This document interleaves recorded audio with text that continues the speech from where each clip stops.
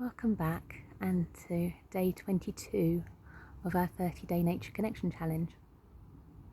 So today's practice is about finding meaning in nature, and actually you never quite know when you're going to find meaning. It can be quite sort of a happy accident. So one thing you can do is to explore things like folk tales, traditions, some of the maybe beliefs or sort of cultural aspects around nature.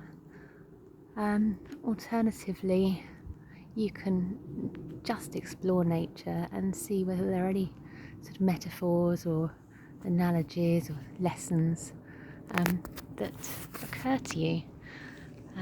And very often you'll find something.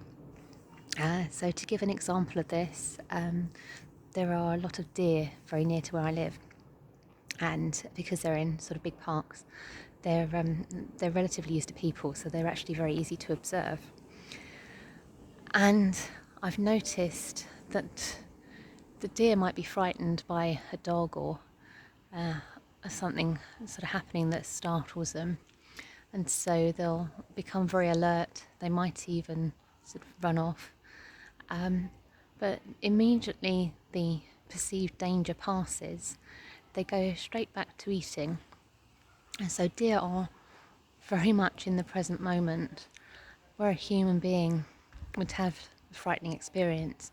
And you or I will probably talk to our friends and go over that experience several times, talking about, did you see what just happened?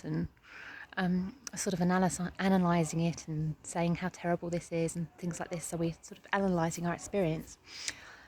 For animals like deer, the experience will happen and then they almost carry on as though nothing happened. So they are very much back into the present moment, and they're acutely tuned into their senses. So you'll notice the way they're using their ears and so on, that they're observing things all of the time, as the prey animals very much need to do, to be aware of body language and things going on in other animals, to be aware of signals from the rest of the herd, and so on.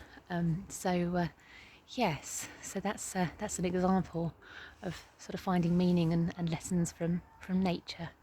So I'd be fascinated to find out what you've explored and what you've learned.